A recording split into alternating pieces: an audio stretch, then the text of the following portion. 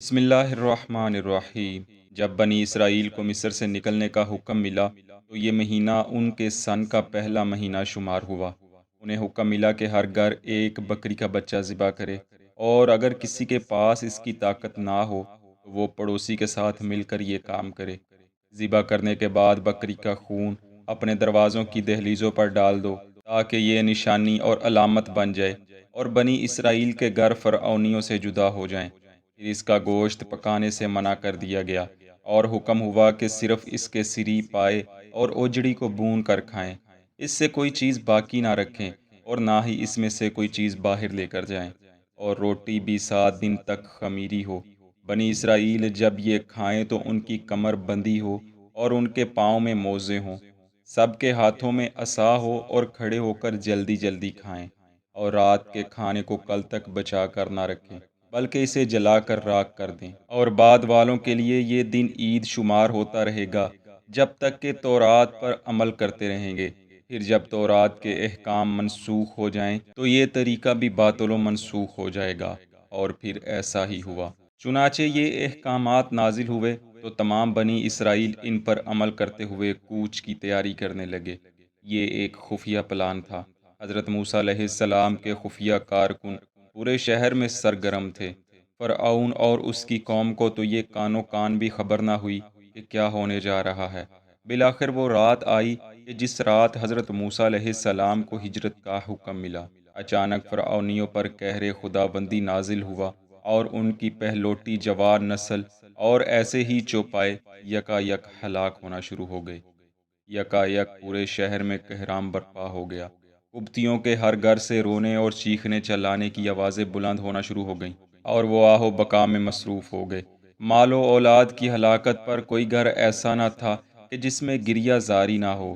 اسی کشمکش کا فائدہ اٹھاتے ہوئے بنی اسرائیل نصف النہار کے وقت روانہ ہو گئے۔ حضرت موسیٰ علیہ السلام کو وحی ہوئی تو بنی اسرائیل نے حکم ملتے ہی آٹے کو خمیرہ ہونے سے پہلے ہی اٹھا لیا، زادِ راہ زنبیلوں میں ڈالا، اور کاندھوں پر ڈال چلتے بنے۔ حضرت موسیٰ علیہ السلام نے وحی الہی کی روشنی میں ہر ممکن احتیاط اختیار کی۔ آپ نے پہلے سے ہی پیغام رسانی کا ایسا خفیہ انتظام کر رکھا تھا کہ ایک اشارے سے پورے ملک سے پوری قوم سمٹ آئی۔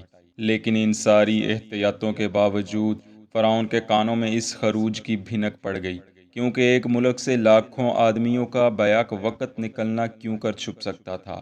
تاہم مشیت الہی بھی یہی تھی کہ فرعون بنی اسرائیل کے تعاقب میں نکلے۔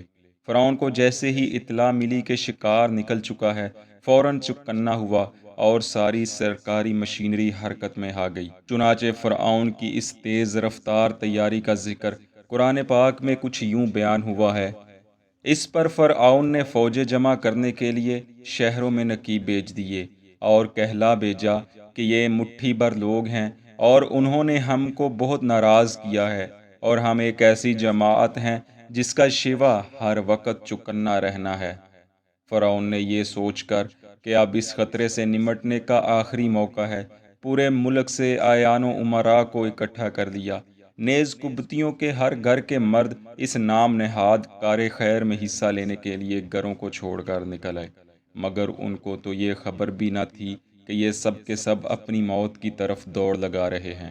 حافظ ابن کثیر علیہ رحمہ نقل کرتے ہیں، بالآخر وہ وقت آیا کہ جس کے بارے میں اللہ پاک نے قرآن پاک میں یوں ذکر فرمایا ہے کہ جب فرعون نے اپنے شاہانہ تکبر کے تحت حضرت موسیٰ علیہ السلام کی تکذیب کی، اور ان کی قوم بنی اسرائیل کے علاوہ ان تمام لوگوں پر جو رسالت پر ایمان لائے تھے ظلم کی انتہا کر دی، تو اللہ تعالیٰ نے سزا کے طور پر اس سے یعنی فرعون، اس کے امراء و وزراء اور لشکر کو دریا میں غرق کر دیا، اور فرعون کے مال و متاع پر انہی لوگوں یعنی بنی اسرائیل کو جو اس کے نزدیک بے کس و بے بس تھے قابض کر دیا۔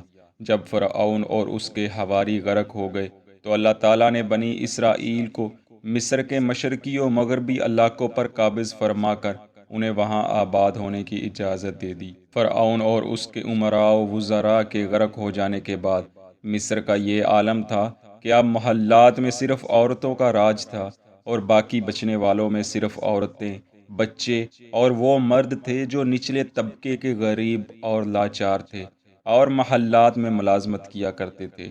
فرعون اور اس کے لشکروں کی ہلاکت کی خبریں جب ان تک پہنچی تو یہ آہو بکا کرنے لگی۔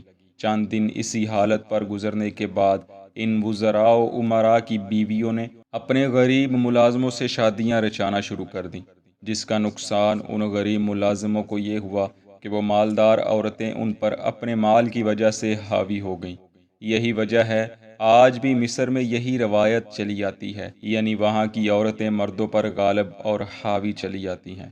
یہاں ایک اور بات قابل ذکر ہے کہ جہاں فرعون کے وزراء و امراء کی بیویوں کا تذکرہ ملتا ہے، وہاں فرعون کے غرق ہونے کے بعد اس کی بیویوں کا تذکرہ نہیں ملتا۔ منقول ہے کہ جب بنی اسرائیل نواحِ مصر میں آباد ہو گئے تو وہاں وہ ہر سال کئی عیدیں منایا کرتے تھے، جن میں ان کی عورتیں دف بجا کر خوشی کا اظہار کیا کرتی تھیں، اور ان میں پیش پیش خود مریم بنت عمران ہوتی، جو کہ حضرت موسیٰ و حضرت ہارون علیہم السلام کی بہن تھیں۔